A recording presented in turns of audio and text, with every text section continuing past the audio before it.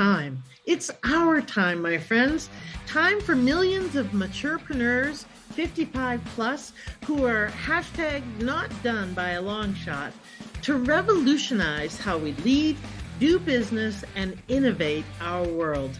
I'm your host, Jeanette Anderson, and welcome to my conversations with fascinating people who would rather inspire than retire.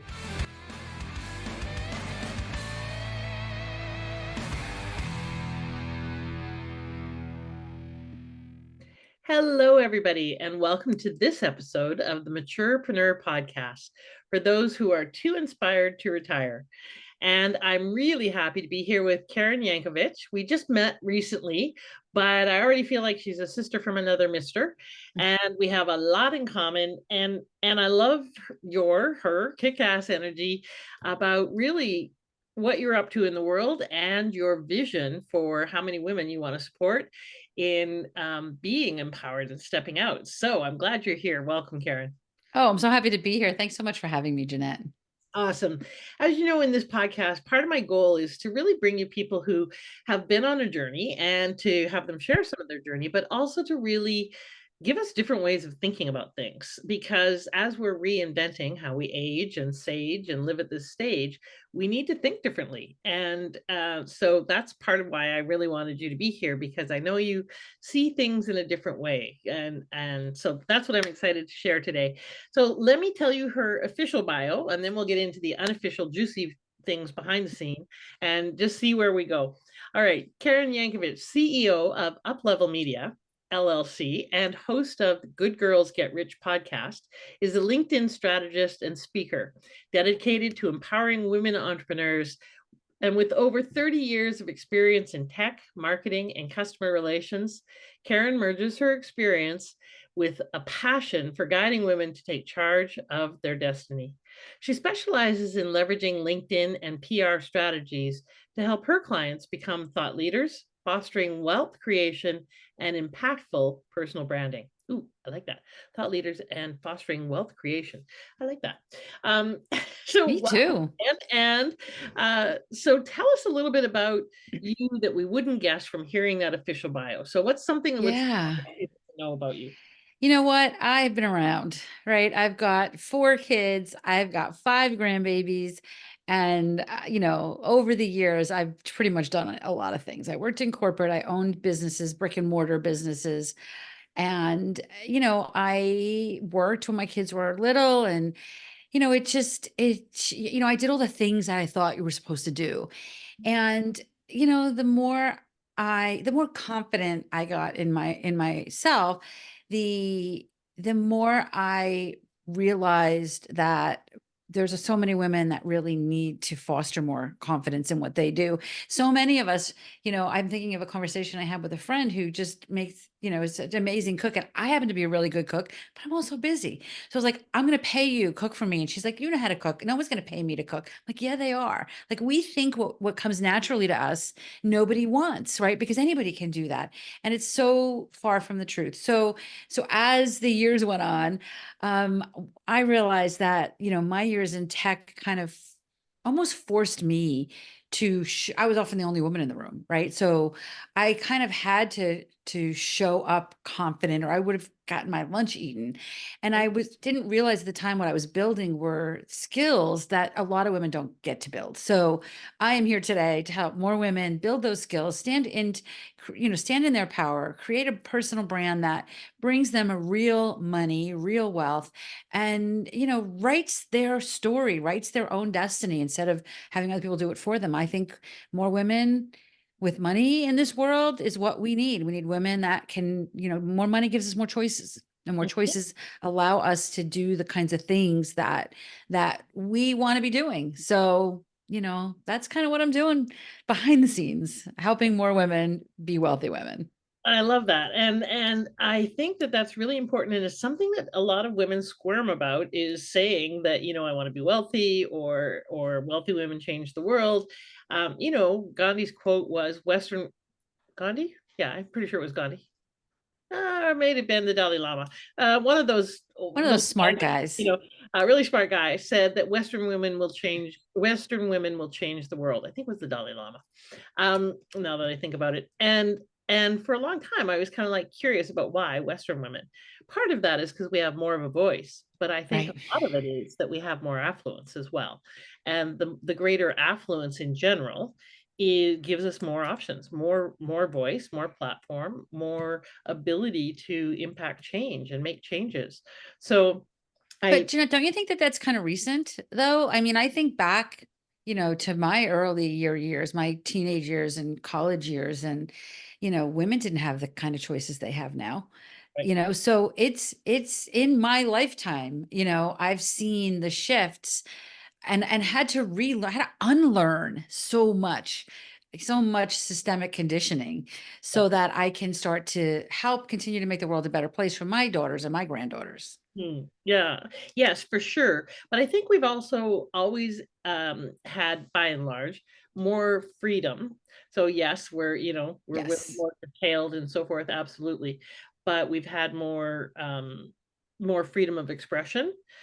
Whether we used it or not was another question, but Right. we didn't have as many of the systemic issues that a lot of different religions invoke or Absolutely, absolutely. 100% we are very blessed, to be women in this country, but um yeah, and I it's think that there's an there's a lot of room to grow still. yeah. Oh, yeah. I know. It cracks me up when people say, "Oh, we don't need women's lib anymore. There's equality." It's like, yeah, well, we've gone from 60 cents on the dollar to 80 cents on the dollar. If you're a white woman, it's still 50 cents on the dollar if you're a Latina doing the same And work. I think that's probably dropped since the pandemic. I I think we've gone a little backwards I on agree. those I think we numbers. got a lot backwards based on Yeah. previous administrations, but that's a whole nother conversation. I think we got put back about 100 years actually. So yeah, it wouldn't surprise me if that wasn't dropping because all Right. sorts of freedoms and equalities have gone away as well. So, but let's not go there just right yet. We might get there yet, because I'm happy to talk about anything on this show. Let's talk about why you're so passionate about the work you do. What's your why? What's your purpose? I guess it really does come back to my family, right? My kids and my grandkids, and I want them to be able to have more choices than maybe I had when I was in my 20s and 30s. And there were times, in my journey that I didn't have enough money to make the choices I wanted to make. And that impacted my kids negatively. And I can almost remember the minute that I said, and that ends now, that ends now.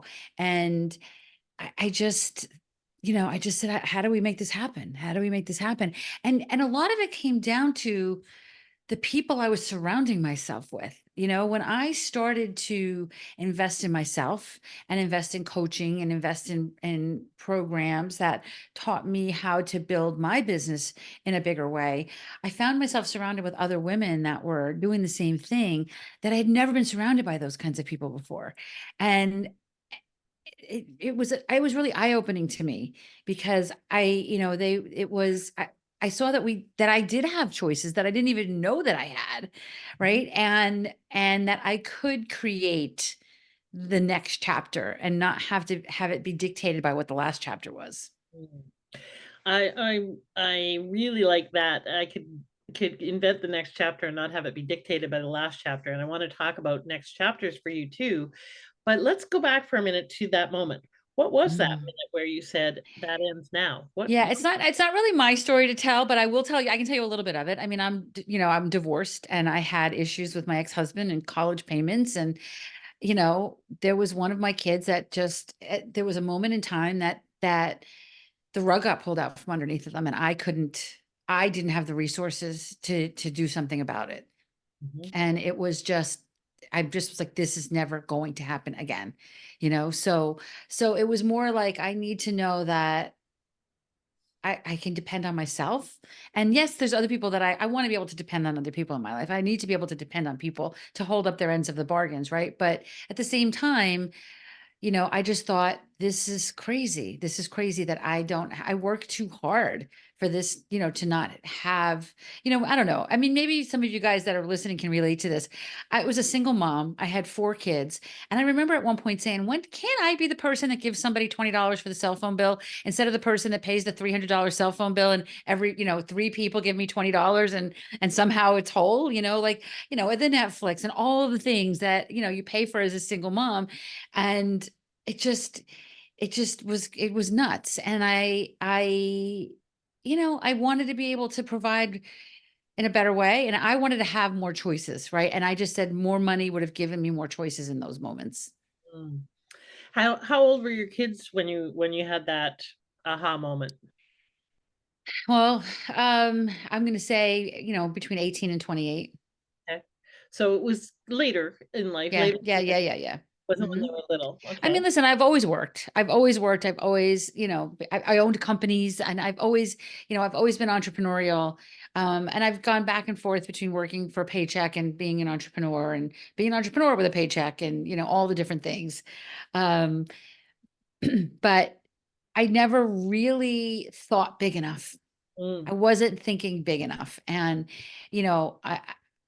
so many people, you hear so many people talking about, I want to hit 6 figures, and a 6 figure paycheck is not the same as 6 figures as an entrepreneur. And I knew that intellectually, but mhm, it wasn't processed like inside of me, so you're on this hamster wheel, right? You're making this money, but it's all going back out. And you make more money and it's all going back out. And it wasn't until I started to meet other entrepreneurs that were thinking bigger, where I was like, they were like, no, no, no, Karen, you got to be shooting for $250,000 so that you can put 6 figures in your bank account. Right. And then I was like, oh, okay, let me see if I can make that happen. Right. It sounds silly, but it's so true. yeah, And very so common. many people, I mean, I was not alone in that thinking. So many people that I speak to are having that, have that same issue. Listen, first and foremost, let's hit 6 figures. It's a beautiful thing to hit 6 figures in your business. But if you want to put 6 figures in your pocket, you got to think a lot bigger. Yeah. Yeah. And so you're at this stage, your kids are older, so you're in your 30s, 40s, and you make this kind of turning point of, okay, that's going to end now. And then, one of the things that you said was you thought, how do I make this happen? Which is, by the way, a great resourceful question. Not can I, but how do hmm I? Oh, So yeah. what really shifted inside you that had you make that change in your behaviors and your actions? Because there's this point where we turn from no to yes. Um, and there's something that happens that clicks in there. What was that for you? So you said, this ends now, but what was the thing Yeah. that really got you to actually take different actions? I wish I could sit here and say that I could point to one specific thing. I don't really think it was one specific thing, but I can tell you that, I've always been really busy, which I don't, by the way, wear as a badge of honor. Like I'm always trying to find how can I be less this busy, not this busy person all the time. But there was a time, I guess somewhere around 2010, 2011. I don't know what I did. I did tripped over something and I had ankle surgery and it laid me up in my house for a couple months. And it gave me time to think differently, if that makes sense. So I started like taking courses and learning how to do this stuff. And that's when I started meeting more of these entrepreneurial type people. I took Marie Forleo's B School back in like 2011 or something like that. And I I started to be hanging out with other entrepreneurs, things I didn't really have time to do before that, and at that time I was still working. So I had owned a company, I sold the company and went to work. I was consulting from my house, but then went to work for one of my clients. And I was working part-time and that turned into full-time. And it was never really a good fit for me to do that. It was a really long commute. I live in New Jersey. I was commuting like towards Manhattan every day. I was in my car. It was nuts. But I made good money, had great benefits, tons of time off. But because I had tons of time off, it allowed me to build this business, Mhm. right? So I was building this business. So it was that moment though that I was kind of laid up, couldn't go to work, couldn't really get out much, that I said, that my brain started coming up with these new ideas, I guess. Okay. And then you apply the question of how do I make this work? So what were some of the first things that were important to you? You mentioned the education. I want to come back to that in a minute. But what were some of the first things that helped you make that shift, to start to move in the direction of that new venture? Well, I had always heard of things like coaching, but I was in corporate. I never knew. I was like, I don't know. I mean, if you're watching this on YouTube, look behind me. I have all the books, right? You need to know something, you buy the book. And that's kind of how I've always been. But then I started to meet coaches and learn about coaching. And I just had no idea that hiring a coach or a mentor was going to be so life changing for me.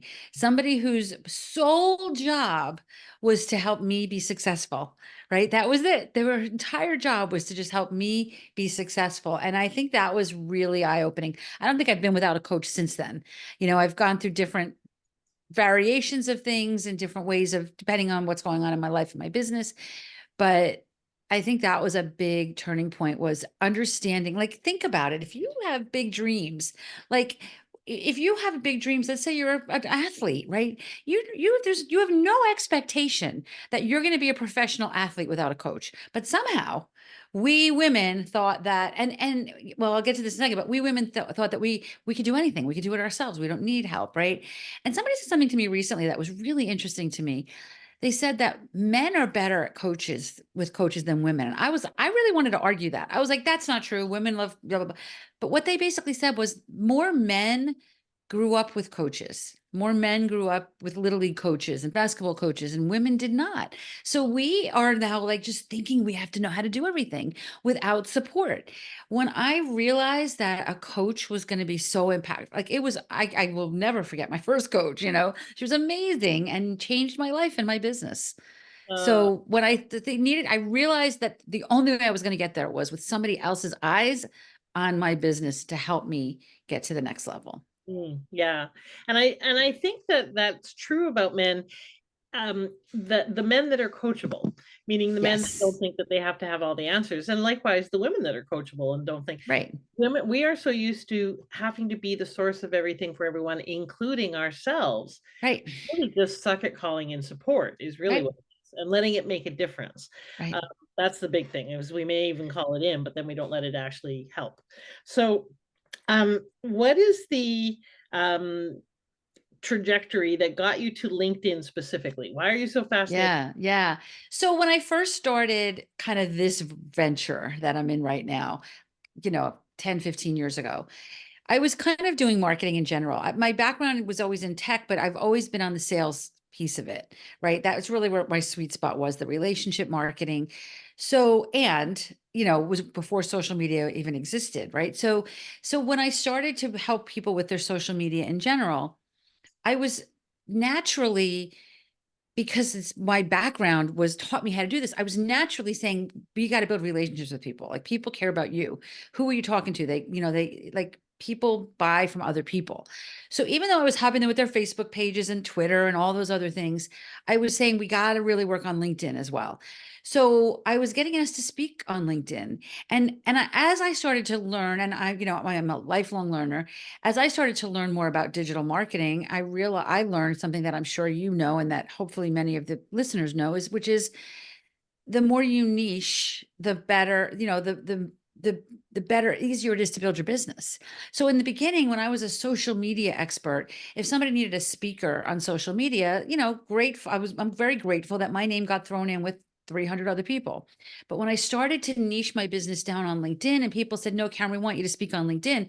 Now, when somebody said I need a LinkedIn speaker, now 300 people said, call Karen. Right. When I realized that, that's when I started to niche my business down a little bit. And it was really interesting. I remember like in the beginning, I've always been very like kind of spiritually and woo woo kind of oriented as well. So I was doing all kinds of other things. I became a Reiki master during these years and doing all this other stuff. So I remember when I was doing my first workshops, I was doing these like social media workshops, and it was like how to make money with your business. And, you'd get 3 people, 5 people, 10 people, whatever, join these workshops. And my coach challenged me and said, because I was naturally attracting people that were in more of a spiritually, like a heart-centered based business. So she said, "What if your workshop was how to make money with your Reiki business?" And I'm like, I don't know about that. That's too specific. I had like 200 people in my first workshop like that, right? So I was like, okay, all right, I'm listening, I'm paying attention. So I was, and listen, you learn as you do this stuff, right? So I started to do more on LinkedIn, and then I had a little bit of a shiny object syndrome a couple of years where I had a business partner who was focused on PR. So I learned a lot about PR, and what I learned as I was working with her was that as I was telling people, you need to show up on LinkedIn as credible, and that's how you're building relationships. If I overlaid the PR piece of it, and these women were getting, or these people at the time were getting, interviewed on podcasts and interviewed on TVs and magazines, it was building additional credibility.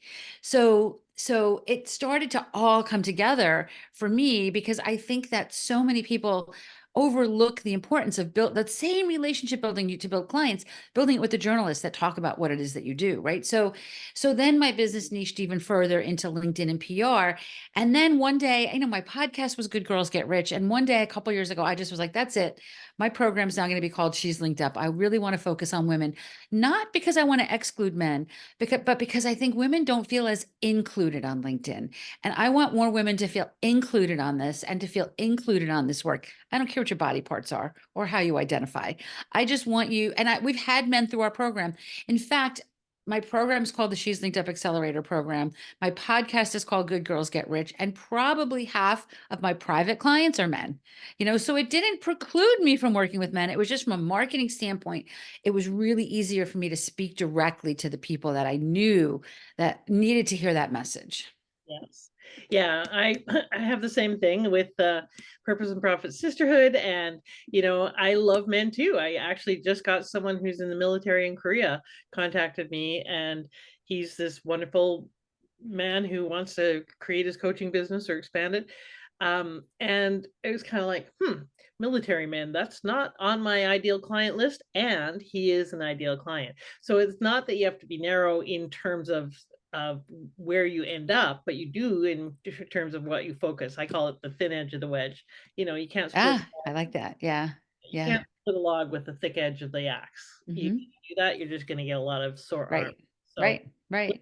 use a thin edge. And there's so many benefits to this, Jeanette. First of all, when I was a social media strategist in general, I needed to know all the things, and it's exhausting, right? All the algorithms, all the different platforms. So now it's hard enough to just keep up with LinkedIn, right? Like that's hard enough. But also, you think about like a doctor makes $10, a surgeon makes $100, a heart surgeon makes $1,000, a left ventricle specialist makes $10,000, right? Like, I want to be, I mean, and all you got to worry about is how to heal a left ventricle, right? Like you don't have to know Exactly. all the things. So it Yeah. doesn't mean you can't still do all the other things. It just means that you're now specializing in something, and people will look at that, especially on your LinkedIn profile. People will look at it and then go, oh, that's exactly who I need. It's Yeah. exactly who I need. And it doesn't matter who you are. You could be a real estate agent. You could be an insurance broker. You could be in finance. If you have a specialty, it doesn't mean you're not going to get the other clients, right? But it's going to make you stand out from all of your competition. Yes, absolutely. And it also gives you that credibility, like you said, Hmm. the left ventricle specialist, you trust them to really know their stuff. You said something earlier that cracks me up and that I always makes me shake my head is that people think they can go and be an entrepreneur or a coach and hang out their shingle and just go do the thing. You would never think that, oh, I'll go be a lawyer and I'll just go do the Right. thing. I've read a few books, so I should be able to have that nailed now. Right. And they don't think that they need to invest in learning how to be an entrepreneur. What would you estimate that you've invested in coaching and programs and so forth to learn how to be an entrepreneur? Easy six figures, and easy six figures. It might be multiple six figures. Um, and it's come back to me 10 times. I mean, I can't think of any investment that hasn't come back to me. I will say this. Investments in coaching have come back to me 10 or 20 times. You do things like I'm going to invest in ads, Facebook ads, and this and that. Like that, maybe not so much, right? Because you got to figure that stuff out. But when you get the right support, and here's the thing, even if a program costs, let's say it costs $10,000, right? So a program costs $10,000 and it promises 50 things. If you get two things out of that 50 things, right, that propel you forward, it is well worth that $10,000. So it is not really about like all the bells and whistles. It's about moving like, what is my goal? And is this program getting me closer to that goal? Right. And that to me is how I show up. And that's how I hope my students show up and my clients show up, is just, I try to be, coachable with a beginner's mind. Mhm. I don't hire a plumber and tell them how to fix my pipes. Right. So if I'm going to hire you, I'm going to do what you say. And, maybe listen, if it goes against something that, and my integrity or something, that might be a different story, but I am all in when I do these things. And, Like the that's, perfect client for coaches. And part of my curiosity is, well, do you have a degree? Do you have a degree in I something? don't, You don't? Okay, me I neither. don't. Because I was going to ask you, how much did you invest in your degree? Yeah. But Would let me tell you something. I've paid a lot of money in colleges. I got 4 kids, right? I've put a yeah, lot of money in colleges. okay, Yeah. And so private high schools and all that exactly. stuff. So, Yeah. what did do any of your kids have a degree? Oh, yeah. Yeah. Okay, so what did that degree cost? Oh, probably, $80,000 each. Yeah. Okay. So 80, $100,000, because people are Mhm. probably just heard I invested $100,000 in learning how to be an entrepreneur. Well, you know what? Guess what? That's called an education, and it's Well, and it's called an education, and it is immediately relatable back to income exactly. compared to, I mean, listen, I am not anti education at all. I love education. Like I said, I love all this stuff. Formal education, I think it's shifting. I think it's shifting. And I think that, I think it needs to. It needs yeah, to be yeah, more practical and applicable yeah, and monetizable.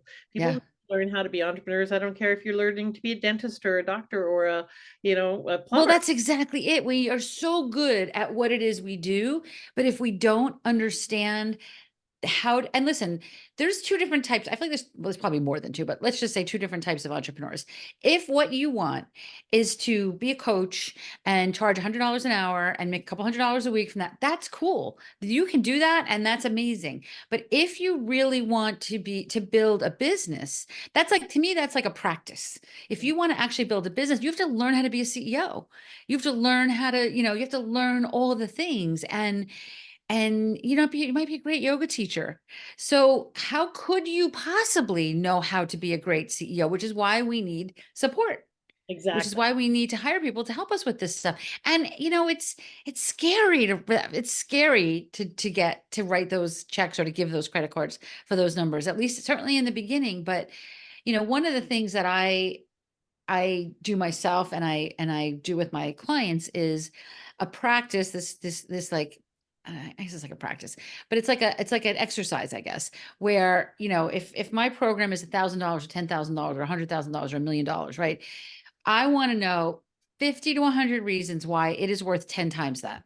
Mm, Because when I say my program is $100,000 or $500,000 or $10 million, I need to believe in my heart of hearts that it's worth 10 times that. So when I'm having that conversation with you, it's not like I'm trying to sell snake oil, right? yeah. I believe in my heart of hearts that this is worth 10 times the investment at whatever that number is that comes out there.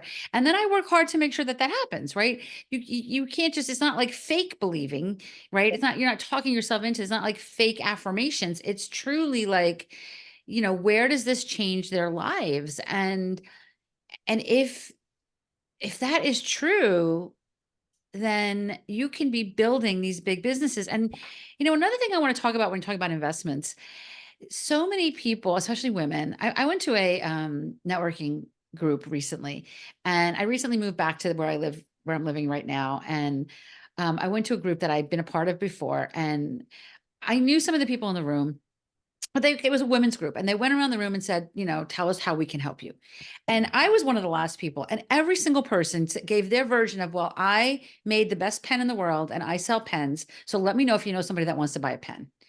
And I like literally had to sit on my hands to not jump up, because what I wanted to say to them is, if you make the best pens in the world, I want you to keep making the best pens of the world. But your ask needs to be, who do you know that owns a stationery chain that wants 100,000 of my pens, right? That's the shift that you need to make. It's not overcharging. And if you can get some coaches and mentoring that can help you, I call it flipping the funnel, right? Like instead of saying, I want to, like first I got to sell this for $1, and then I got to sell it for $10, then I got to sell it for $25. Screw that. Go straight for the highest opportunities, because most of the people that I work with, they're not new to the world. It might be their first week as a consultant, but they got 20 years of experience or an expertise in that, right? So you can go for the bigger opportunities and the bigger cash. And now you can pay people to help you do all the things that you don't know how to do because you are a really great consultant and have never done never done your books in your life. And you Right. really need to bring a bookkeeper in, right? So that's the shift. It's not about like, all right, how many pens do I have to sell before I can hire this coach? No, you should have a coach that's helping you think bigger and that's helping you think about the profits, not just the pretty website and the branding and all the things that we think we need before we can make any money.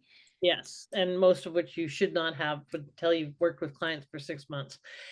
So, so these are wisdoms that you've come to a little bit later, after you started investing in yourself, after you started expanding your concepts of who you were, what was possible, and had help with that. Um, Tell me what might have happened, or what advice would you give to a 20-year-old to help change the trajectory so they don't have to wait until they're in their 40s, 50s, 60s, or 70s to figure it out. Volunteer.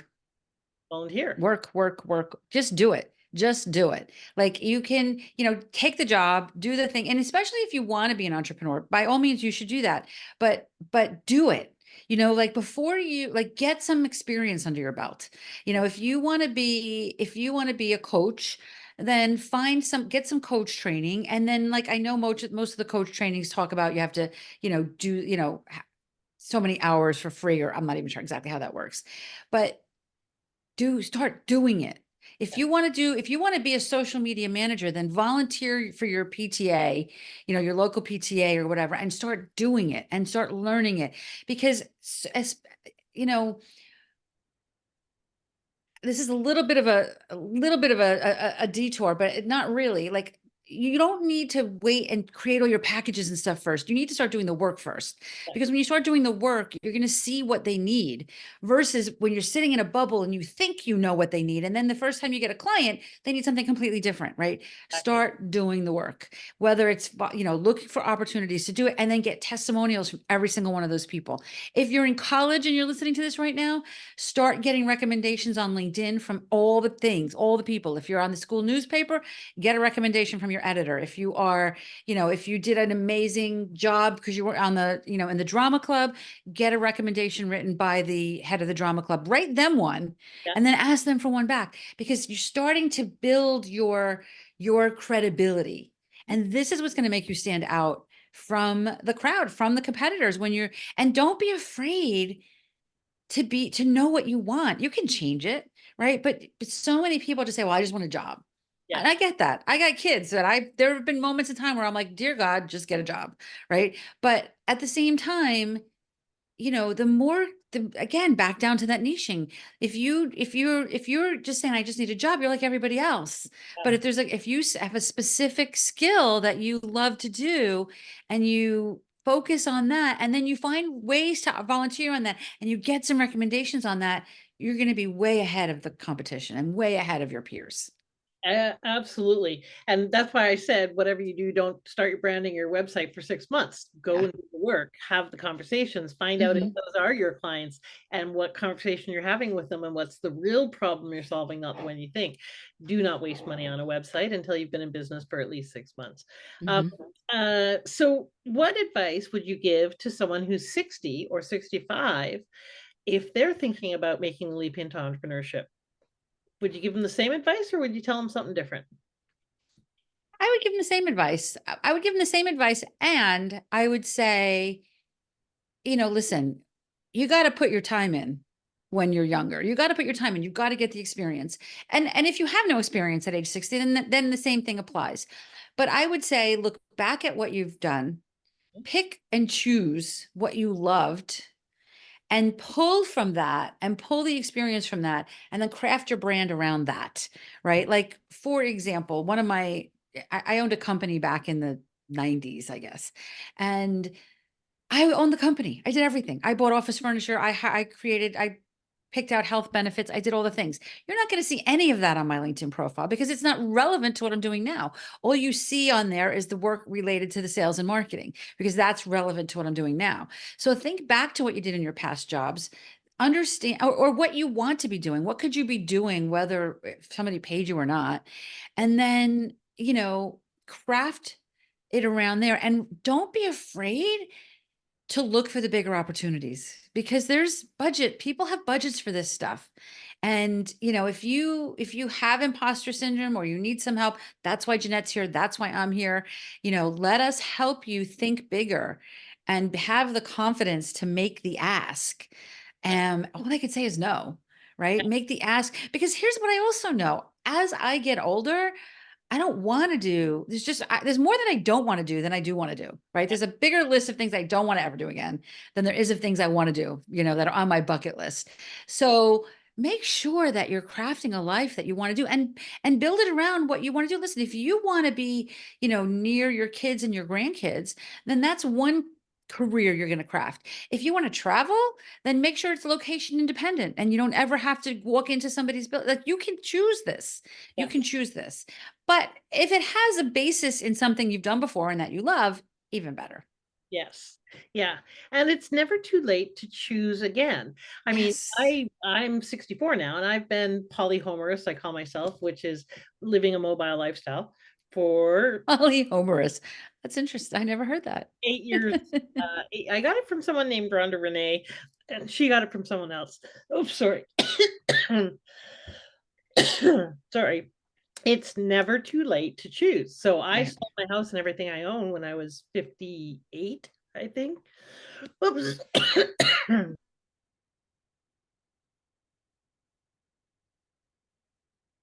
Talk about it never being too late to choose. Do you need like me to call 911 or something here?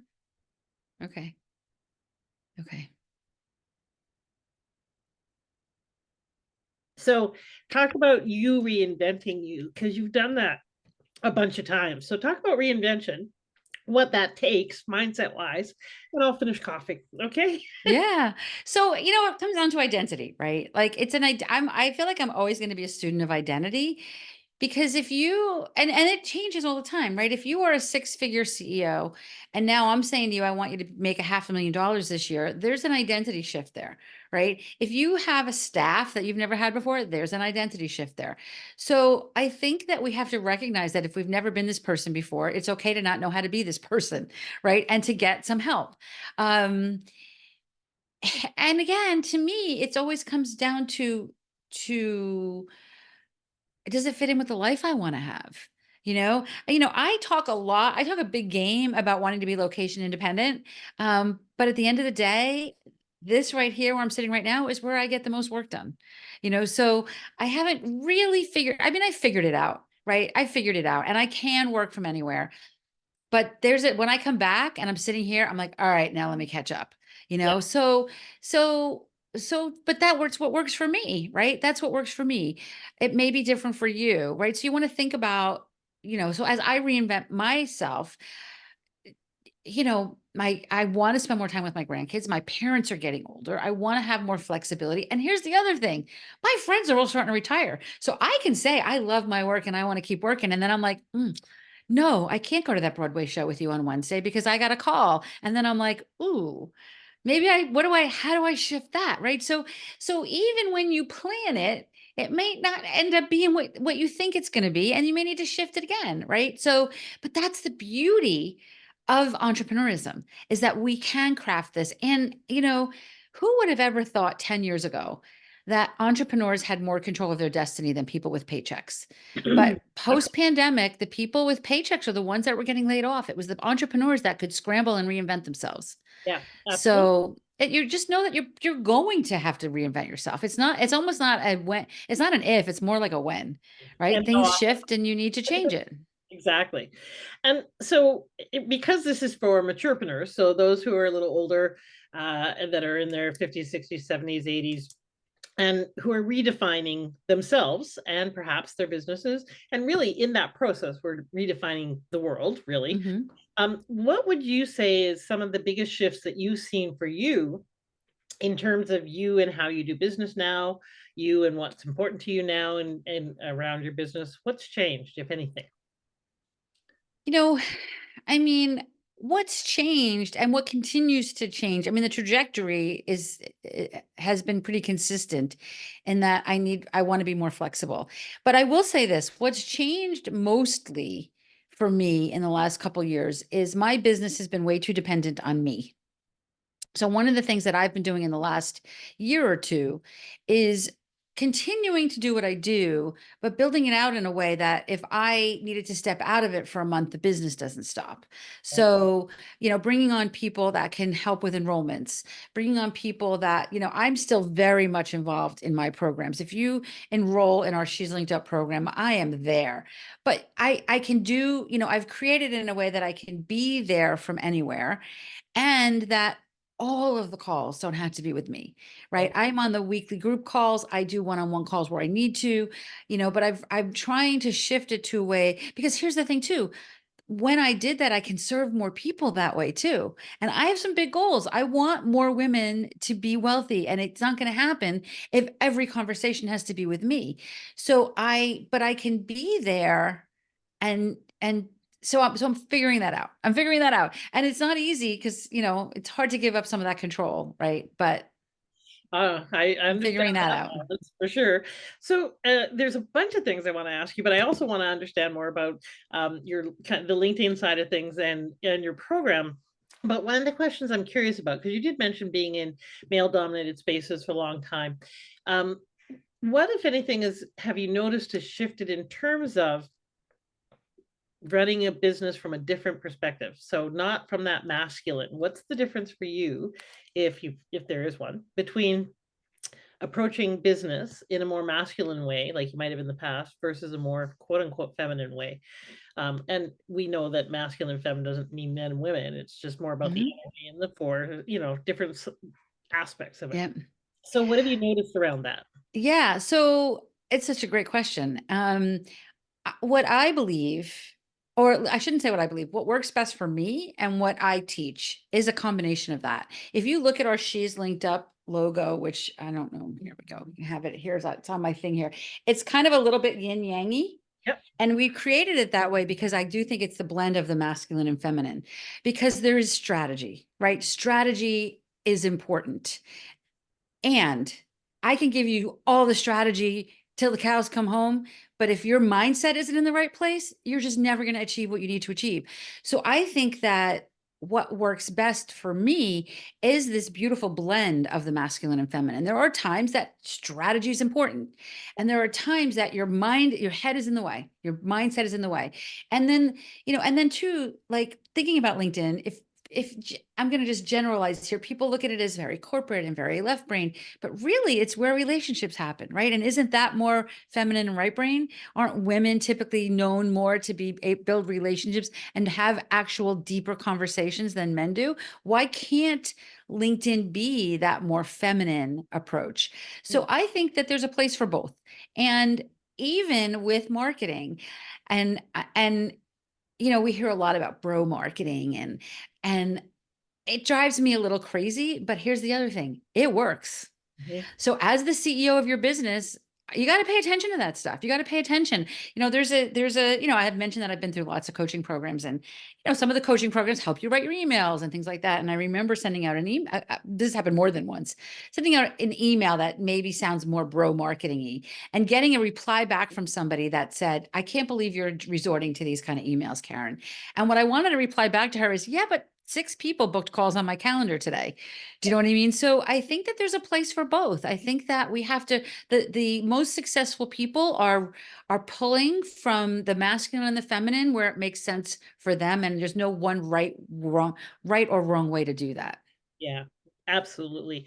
So tell us about your program. Tell us about She's LinkedIn. Yeah. So She's Linked Up it was originally created as like a kind of a DIY type thing. But what I realized was that people were getting stuck and I needed to kind of walk the talk. So the in fact, if you go give me one second here. Literally, the week that we are recording this, I think it's like episode 273 or 274 of my podcast. It's literally talking about this exact journey, the journey of She's Linked Up and how we built it out. And I say that because we've just recently shifted how we're running the program. But it's always been this group program. To me, again, because it works best for my life, I don't want to do launches. I like evergreen. I like things to be, continually have these conversations and continually run my program. And over the years, we've found that there are some pluses and minuses to that. So the program, the way it stands right now is there's a 12-week, the signature program, the flagship program is a 12-week program, and it's a done with you program. We write your LinkedIn profile for you. I get to have a one-on-one call with you to get really clear on what is your 1,000 pens opportunity look like, right? What does that big fat juicy contract that's out there for you look like? Because we need to have that target, right? Once we have that target, we can now reverse engineer a process to hit that target. And then we take you through the 12 weeks, helping you do that in a group format. We recently changed to cohorts, which I had a little bit of a challenge with because it made it less evergreen, but I'm really determined to run my cohorts as evergreen. We start a new one every month. We're still kind of running the evergreen vibe, but what I love about cohorts is the groups are more cohesive, and we actually we have graduations and all this fun stuff now. And our goal is in the 12-week program for our students to have landed at least one of the contracts that we concocted on that first call, and also get a media hit. We infuse PR into every single thing we do because I think it's important, right? So we're teaching them the process. In that 12 weeks, we keep you really focused on learning the process, because once you learn it once and you know how to get that contract once, you can do it again and again and again and again. So that's I mean, I can go into great detail on the program, but that's generally the program. What we've shifted to most recently is, we typically work with women, again, some men, and they're in some kind of transition. Sometimes they're just they're moving from corporate to entrepreneurism. Sometimes they're just looking to level up and they want, $500,000 or $1 million. Sometimes they are looking to do more. Like we've had people that are like had just retired and they want to do philanthropy, or they want to be on boards of directors, right? So they're busy. They're Mhm. smart, they're successful, and they're busy. So what we've done now is we've incorporated a lot more done for you assets into it. We are not just writing their profile for them. We are creating their media kits. We are creating content for them. We are creating, we're scheduling that content for them. We're really like plug and play. We're giving them like a plug and play opportunity now, and it's so amazing because what we see is where people are getting stuck, right? Well, we started writing their profiles because what was happening was people were doing the program and they'd get to module 2 where it's write your profile, and then they wouldn't finish because they never got past that. So I was looking at where they got stuck. And part of what we were asking them was like, okay, now come up with a couple of pitches that we can pitch to podcasts. And they don't know how to do that, right? So now we're doing that for them. So in this 12-week program, it's really like, and what we also work really hard to do is make it complementary with other people's programs. Meaning, if you've got a business coach or you're doing something else, this is really just about like throwing you in a phone booth, teaching you this process, and having you come out on the other side of it knowing how to get contracts. I am not a business coach. I don't help you with the bottom line. I help you with the top line, right? Like we're really clear about that. We do also, because when we added the done for you assets, we had to increase the investment. We've recently rolled out a self-mastery version of the program. So we've got that is available now as well. So that's a little bit of a lower investment. So we can help. Again, I have big goals, right? So I want to help women as much as I can.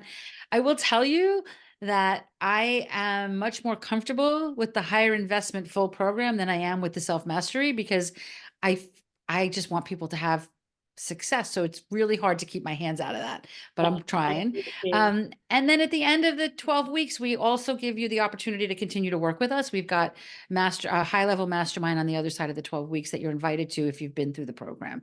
So it's as simple as possible. Our goals are really simple. We're not looking to complicate your life. In fact, I want you to bring ease to your life. You Yeah. do not need to ever cold call. We're never going to say reach out to 100 people, 3 people, 5 people each week.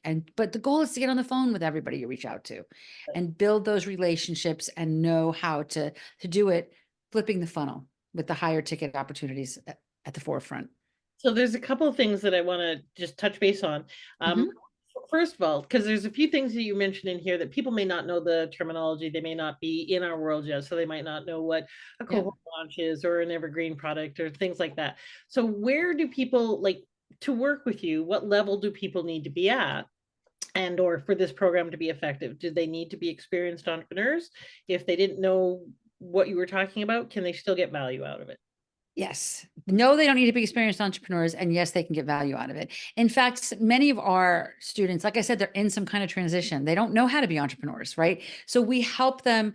Again, I want you to learn how to get a big, fat, juicy contract so you can hire a coach that can teach you how to be an entrepreneur.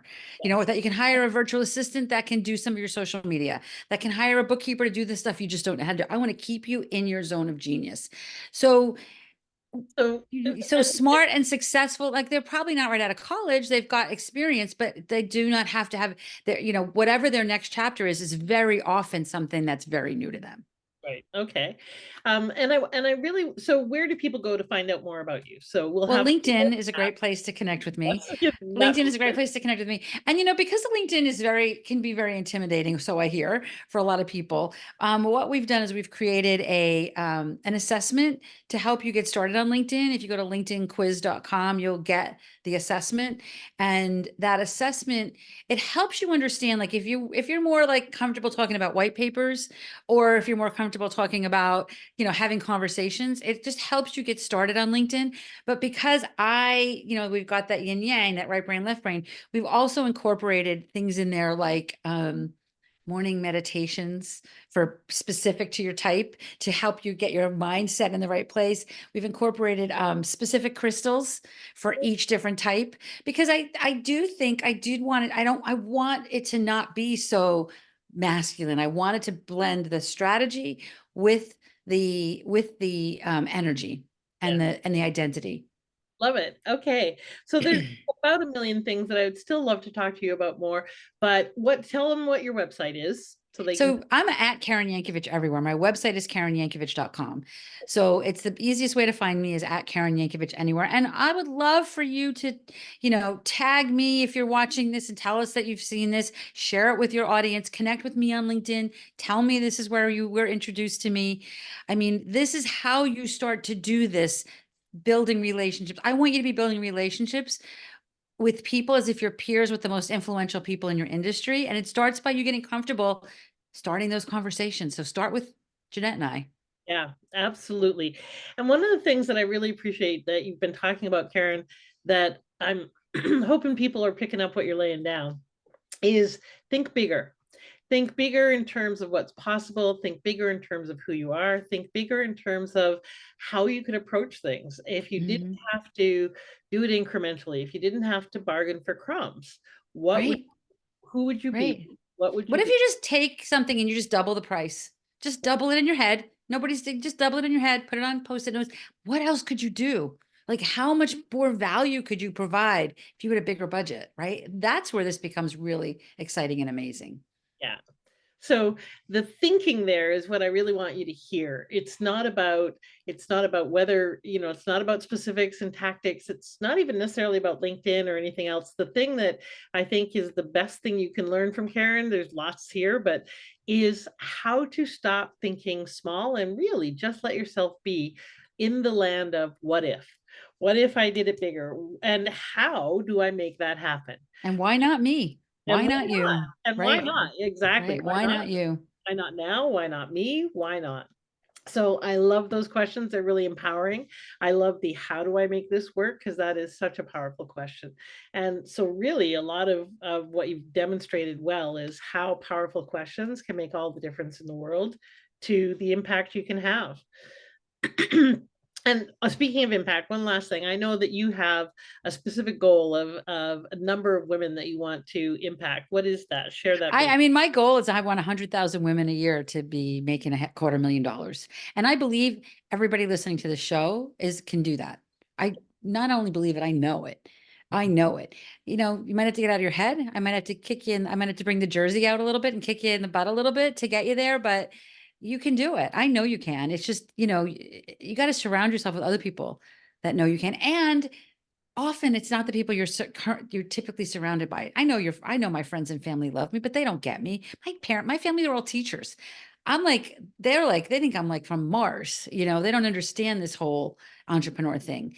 So it's not that they don't love me, they don't get me. They don't understand. How could they, right? So I needed to surround myself with other people that understood what I wanted and understood the impact of it. And on that note, I literally, it's somewhere over here on my tabs that I have open, an article that I just came across. I was trying to remember where it was from, that said, that old adage that you're likely to rise to the level of the five people closest to you. There's Mhm. actually studies now that say that's actually not true at all. You are more likely Really? to be influenced by the communities that you're part of. And the more people that are around you, the types of people that are around you are the ones that are going to influence you more.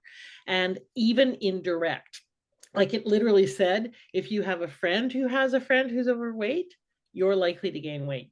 So it's not your friend, it's your friend's friend. So it's people Wow. who are further away than we think. So communities of choice really matter, which is why when we launch the Maturepreneur Network, I want you all to come and join, because the community that you're part of really makes a difference. Yes, having a brilliant coach, yes, being part of programs, and the community that you're in really matters. So please do come and join us at the Maturepreneur Network. If you don't see information for it yet, then just ping me and I'll tell you when it's coming out and when it's happening. Karen, what's the one last thing you'd like to leave everyone with? You know what? Just do one thing today that makes for your business that makes your stomach clench a little bit, like just go a little bit outside stay in your comfort zone, but just take a little tiny step outside of it. And especially if you could do it with pricing, even better. And just dream big, dream it up. And you never know. If you don't ask, it's always answer's always no. So I love that. And you know what? I might have to steal it. We'll have a conversation around the trademark on this. Dream up. I love that. That's a great phrase. I had immediately saw it on a t-shirt when you said that. And so yes, please do see, dream. that's an entrepreneur thought, by the way. No, absolutely. How do I monetize it? I cannot go for a drive somewhere and drive into a town and not see the businesses that they need, Right, right? right, right. It's impossible. I know. I Almost get it. an illness at this point. And so please do reach out to Karen, get to know LinkedIn more. I know I am also one of those people who is a little LinkedIn adverse.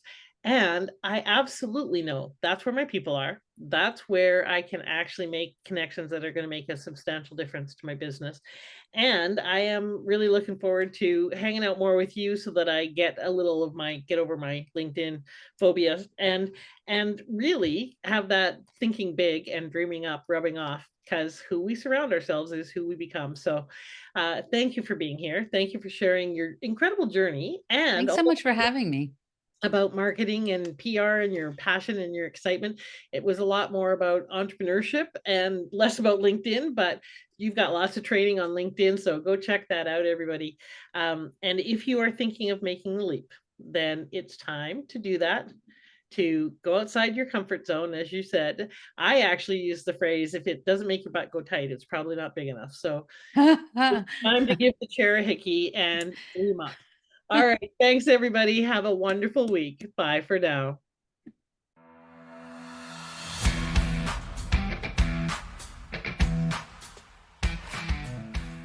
Thank you for listening. I'd love it if you left a comment and subscribed. And I encourage you to apply one aha from this interview right away so you can turn your wisdom into wealth and your contribution into positive change. Bye for now.